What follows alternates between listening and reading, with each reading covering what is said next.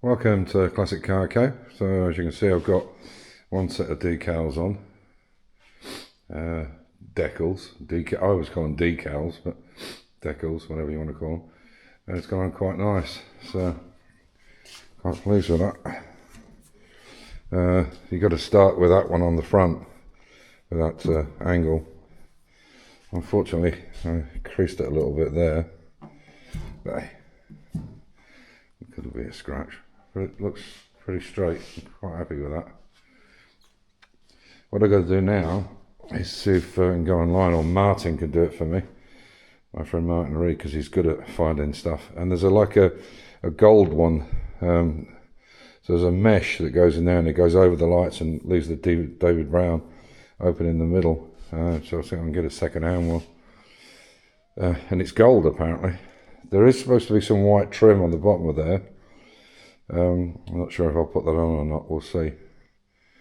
And I mean, I could go to the whole hog and get the original lights. The original lights are here, and they're on a stem, and they're circular.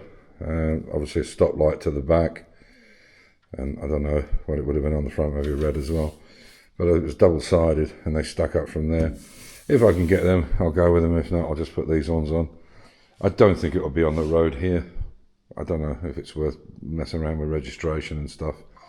I'm not likely to move it to... Sorry for that pinging you can hear in the background. This is my security system that we just put in. When Martin came over, he helped me with the app. And it pings every time I move.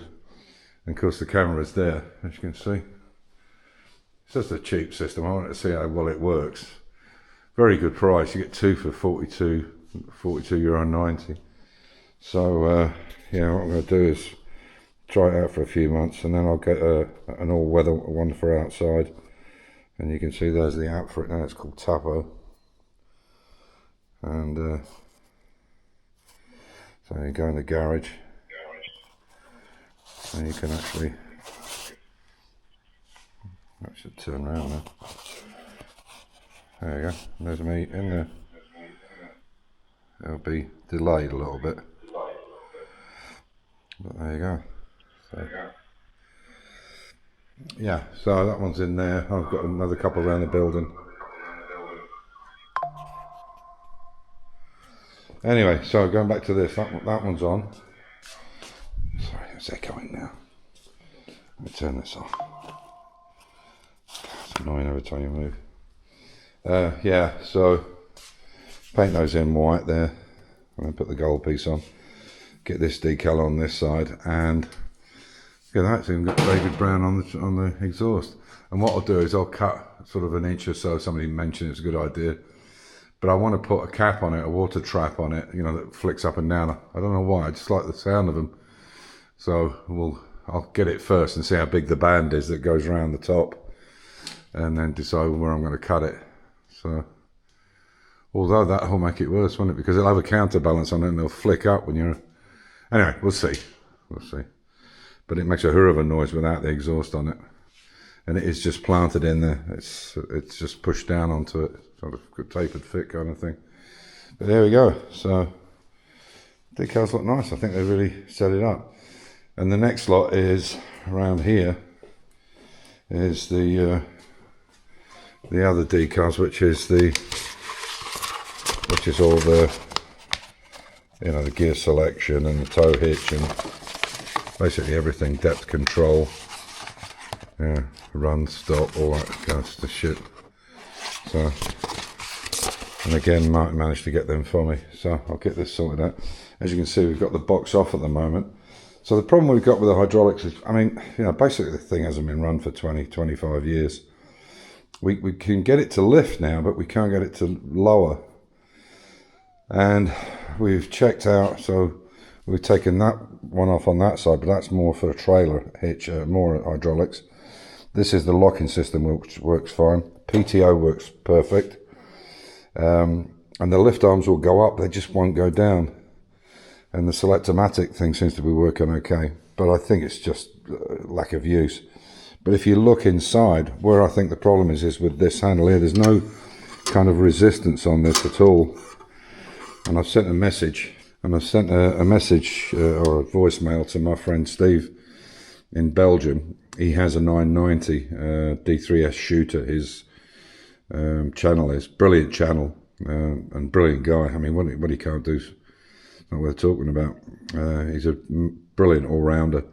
But I'm asking his advice about what the story is, because that just doesn't feel right to me. But when you look inside, I don't know if I can hold this. I probably can't, but if I put, you can see there's the workings inside it. If I can hold that, maybe I can hold that, I don't know. Will it stay? But when you operate this lever, I don't know if that's supposed to be, that doesn't look right to me. You're supposed to push it back like that to engage it, but that all running forward just doesn't seem, it doesn't seem to be doing it. It doesn't seem to be doing anything with the rod. And from my understanding, when you push it forward is when it should go down. So I've got a feeling that rod in there is stuck. Anyway, we'll have a look and see what we come up with. Yeah, so as you can see, Amir's taken this off. You see this spring here. Watch, you'll operate the arms, the lift arms. You can see the spring going up and down. Hang on, I've got that's it, that's better now. You can see it operating there, and there's the lift arms going up and down. And that spring was actually seized up. So that's all working again now. And that's really the only bit we need. We don't need this piece on the back, which as you can see is attached to, so that goes from there all the way along that cable to here. And that's for when you're ploughing, it's got like a tensioner on it. And, and also here on this side. So that's all working now. And there's drop the gearbox oil out. This is slightly different on this particular one. We're going to need a new, you can see it's damaged there. So I'll leave that way. You can see that there's some damage to, there is no paper filter in it, but you can see there's quite a bit of damage to that and it's sunk in. So clean this off, put it back in, run it for a few weeks and then change it again because the oil's quite milky. And you can see there's quite a lot of metal residue inside there on the magnet.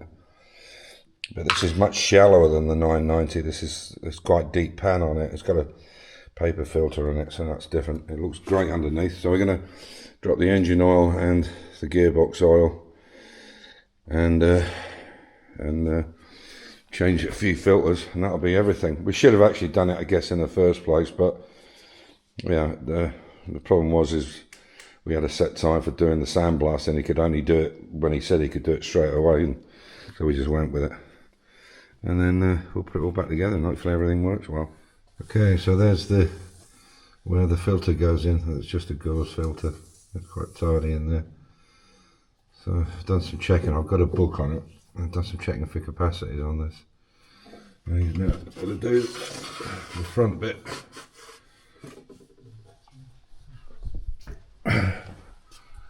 So we're going to take out the oil from the sump as well. And I'll see if I can get the filters. So hopefully I can still get them.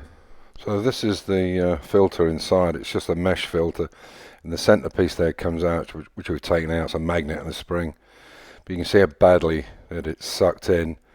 I mean, obviously there's so much crud and crap in it. It's sucked the steel filter in. Hopefully I can get a replacement for this. But we'll have to see how it goes. So the next bit here this is the main filter, oil filter, which should be no problem at all. It's a pretty generic one. And obviously this was absolutely black, this engine oil. So in the next one you'll see the bypass filter. Now there was no filter in there. Why somebody would put that back on without a filter in it is beyond me. But anyway, there you go.